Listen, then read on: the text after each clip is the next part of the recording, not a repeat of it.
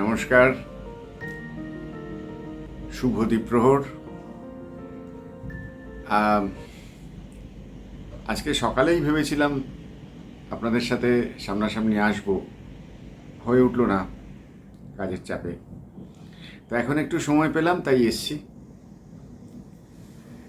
সবাইকে সবার আগে জানাই শুভ নববর্ষের প্রীতি ও শুভেচ্ছা।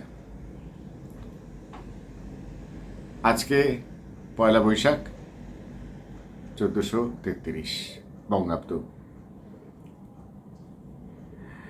আমি একটা ছোট্ট এসে বলতে পারেন, sort of an essay I wrote last night. I was going through a few pages of history and আমি ইতিহাস ঘাঁটতে ঘাঁটতে কিছু তথ্য বের করলাম, যেটা আমার মনে হলো আপনাদের সাথে একটু শেয়ার করলে আজকের দিনটাকে একটু বোধহয় আমরা আরও বেশ জমজমাট, একটু আনন্দময় করে তুলতে পারি। তো চলুন শুরু করা যাক।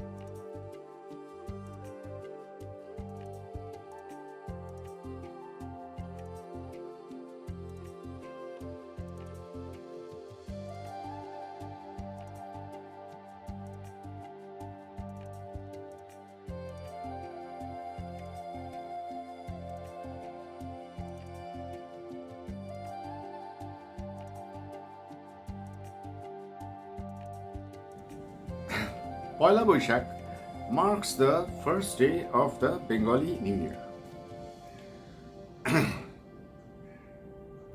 একটু যদি আমরা ইতিহাসের পাতা উল্টাই তাহলে দেখব যে আনুমানিক 600 খ্রিস্টাব্দের আশেপাশে, আমার হয়তো একটু ভুলও হতে পারে, আমি ইতিহাসের ছাত্র নই, তখন তৎকালীন অবিভক্ত বাংলা, সেই বাংলার গৌড় রাজ্যের রাজাভিষেক হয় রাজা শশাঙ্কের, এবং সেই দিনটিকে তখন মানা হতো বঙ্গাব্দ, মানে বাংলা নতুন বর্ষের সূচনা হিসেবে। পরবর্তীকালে ইতিহাস একটু অন্যরকম হয়ে গেল।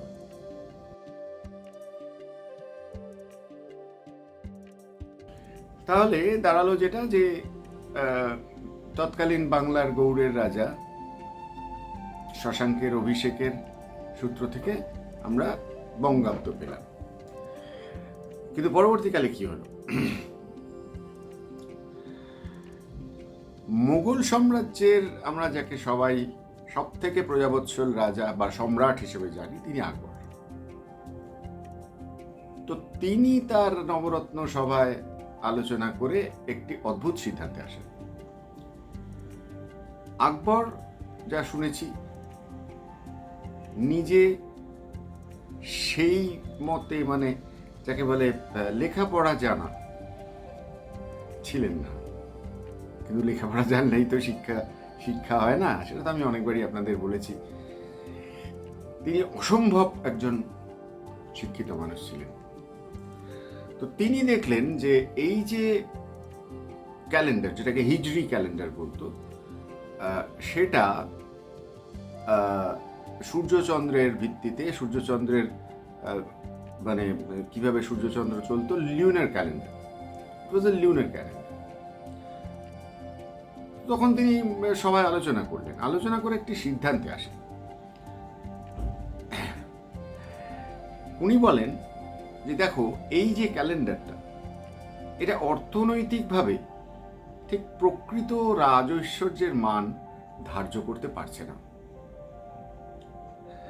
তো তখন তিনি সবার মতামত চান এবং তিনি তখন একটি নতুন দিনের সূচনা করার কথা মাথায় আনেন, যেটা এমন একটা দিন হবে যেদিন সার্বিকভাবে ফসলের মান রেখে সবসময় বেশি সুবিধাজনকভাবে, অর্থাৎ প্রজাদের প্রতিও কোনো অবিচার হবে না, রাজৈশ্বর্যও গড়ে উঠবে, রাজত্বও বিস্তার করবে এবং রাজা প্রজা মিলে এক সুন্দর ভারতের নির্মাণ হবে।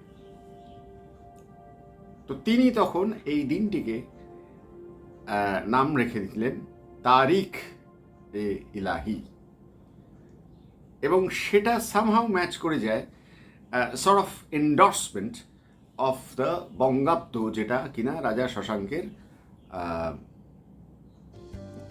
শশাঙ্ক যেটা মানে মানে তার যে রাজাভিষেকের দিনটি, সেইটাকে এন্ডোর্স করে। কিন্তু এন্ডোর্সমেন্টের পিছনে একটা অত্যন্ত বৈজ্ঞানিক ভিত্তি ছিল। এটা it's just not naming a calendar. এটা হচ্ছে আমার রাজ্যে, আমার সাম্রাজ্যে আমি এমন একটা দিন ধার্য করব যেখানে harvest is at it's top, প্রজাদের তাতে খাজনা দিতে কোনো অসুবিধা হবে না, এবং সেটা রাজৈশ্বর্যের প্রকৃত মর্যাদা রাখবে এবং দেশ আরো সুন্দর। এবার আস্তে আস্তে তিনি এটা যখন শুরু করলেন, তিনি সেখানেই থেমে থাকেন। What he did was he made a commission. একটা কমিশন তৈরি করেন আমির আতাউল্লাহ সিরাজি, এনার তত্ত্বাবধানে, এবং সেই কমিশনকে উনি বলেন যে এই দিনটা ঠিক দিন কিনা এটা তোমরা আমাকে রিপোর্ট দাও। কিছু বছর যায়, তারা রিপোর্ট দেন যে হ্যাঁ মহারাজ, হ্যাঁ সম্রাট, হ্যাঁ জাহান, হ্যাঁ শাহেনশাহ, হ্যাঁ জাহানারা, এটা কিন্তু অত্যন্ত ঠিক আপনার ডিসিশন যে endorsement of this day is actually bringing us a true harvest time, a true economical and financially viable financial year. আমরা ফাইন্যান্সিয়াল ইয়ার সবাই জানি, বর্তমান গ্রেগরিয়ান ক্যালেন্ডার যেটা, তাতে 1st April to 31st March is the financial year. তো এই financial ইয়ারটাকেই মাথায় রেখে আজ থেকে বহু বছর আগে আকবর এটা এন্ডোর্স করেছিলেন যে এই পয়লা বৈশাখ দিনটি একটি অদ্ভুতভাবে ভায়াবল ফাইন্যান্সিয়াল ইয়ার হতে পারে। তো তারপরে তিনি যেটা ওরা যে রিপোর্টটা দিয়েছিল তাকে বলে ফসৌলি শান, মানে হ্যাঁ ফসল শানের সাথে আসছে এবং রাজৈশ্বর্য আসছে, এবং এই তারিখটা এন্ডোর্সড হয়ে যায়। এরপরে তো আমরা সবাই জানি যে মোগল সাম্রাজ্যের পরে আমাদের দেশে ইংরেজ আসেন এবং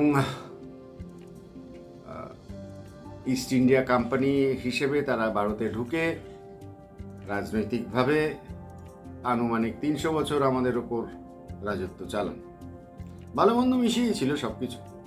এটা বললে খুব ভুল হবে যে ইংরেজ এসে আমাদের খুব ক্ষতি হয়েছে, না, নিশ্চয়ই ক্ষতি হয়নি। ইংরেজ আমাদের অনেক সভ্যতা শিখিয়েছে। আজকে আমরা ট্রেনে চড়ছি, আজকে আমরা হাওড়া ব্রিজে পার করছি, আজকে আমরা ক্যালকাটা মেডিকেল কলেজ থেকে পাশ করছি, আজকে আমরা বিভিন্ন রকমের সভ্য জগতের আলো দেখছি, সেটার জন্য বোধহয় এই ইংরেজ শাসন দায়ী। কিন্তু নিঃসন্দেহে 300 বছরে তারা অনেক অত্যাচার চালিয়েছিলেন, এবং তার ফলে যেটা হয় সেটা হচ্ছে যে গড়ে ওঠে বিভিন্ন আন্দোলন, স্বাধীনতা আন্দোলন, এবং অতঃপর আমরা দেখি যে ভারত বিভাজন হয়ে গেল, পূর্ব পশ্চিম পাকিস্তান এবং ভারত, 1947, 15ই আগস্ট। তারপরে আরো সময় বয়ে যায়, ধরুন আরো প্রায় 2.5 দশক। তখন দেখা যায় যে পূর্ব পাকিস্তানের লোকেরা কোনোভাবেই পশ্চিম পাকিস্তানের লোকেদের সাথে, যদিও ধর্মীয়ভাবে তারা এক, কিন্তু তারা তাদের সাংস্কৃতিকভাবে তারা এক হতে পারছেন না, এবং সেখানে আন্দোলন আসে। আমরা সবাই জানি, বঙ্গবন্ধু আসেন এবং 1971 সালে স্বাধীন বাংলাদেশ তৈরি হয়। তো আজকে যেটা আমি বলতে চাইছি আপনাদের, যে বর্তমানে যেটা আমাদের বাংলাদেশ এবং আমাদের পশ্চিমবঙ্গ, এতে কিন্তু এই সেই একই দিনের কথাটা, অর্থাৎ ফাইন্যান্সিয়ালি ভায়াবল ইয়ার, ফাইন্যান্সিয়ালি ভায়াবল নিউ ইয়ার, এইটা পয়লা বৈশাখ হিসেবেই থেকে গেছে, যদিও একটি দিনের তফাৎ আছে। বাংলাদেশে সেটা পালিত হয় 14ই এপ্রিল, আর আজকে আমাদের পশ্চিমবঙ্গে পালিত হয় 15ই এপ্রিল।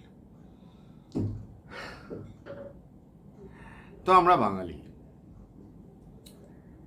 আমাদের সেই বাংলার আজ নববর্ষ। ইতিহাস আমাদের বিভাজন করলেও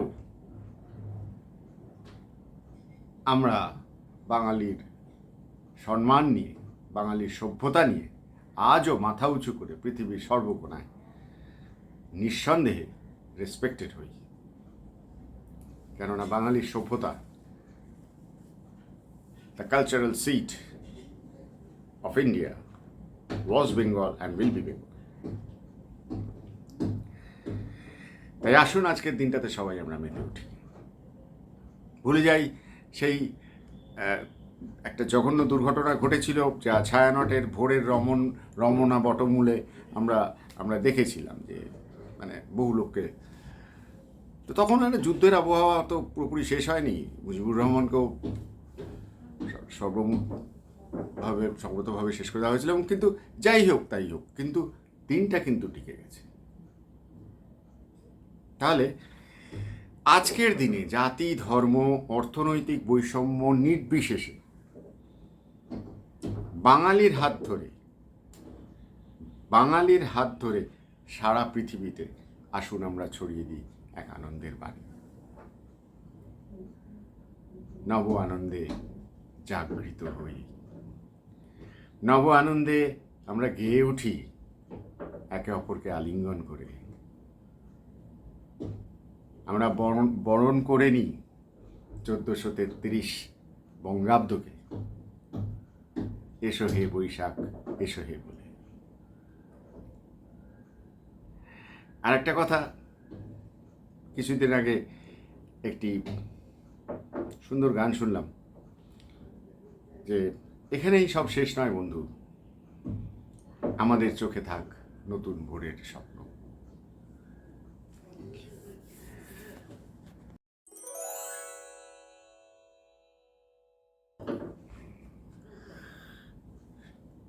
খুব ভালো লাগলো আপনাদের সামনে এসে, বহুদিন পরে এলাম, একদম ডাইরেক্টলি এলাম। ভিডিওস তো আমার আসতেই থাকে। আশা করব আজকের এই দিনটা, এই শুভ নববর্ষ 1433 আপনাদের জীবনে এক অর্থপূর্ণ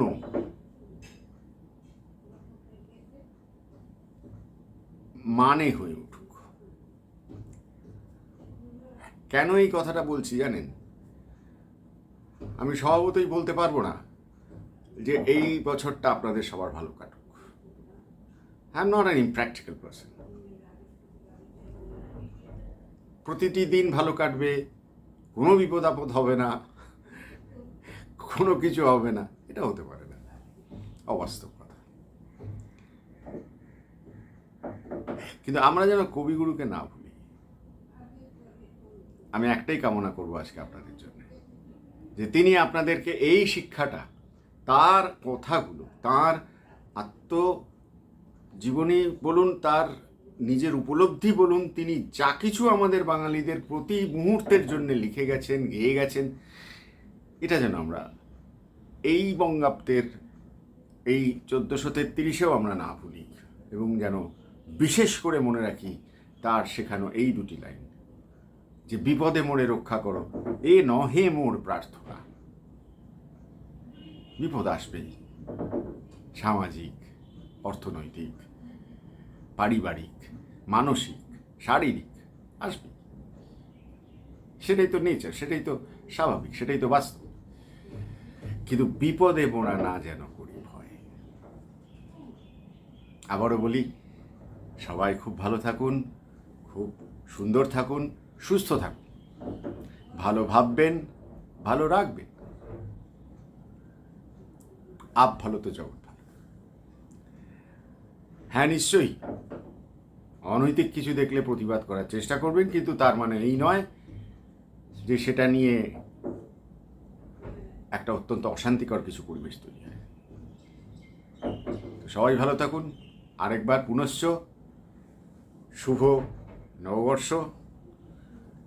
আমার এবং আমার সকল বন্ধুদের, কাছের মানুষদের, পরিবারের তরফ থেকে আপনাদের সকল পরিবারকে জানাই এক অত্যন্ত আগামী দিনের শুভেচ্ছা এবং ভালোবাসা। ধন্যবাদ। খুব শীঘ্রই আবার আসবো। এসো হে বৈশাখ, এসো এসো, এসো হে বৈশাখ।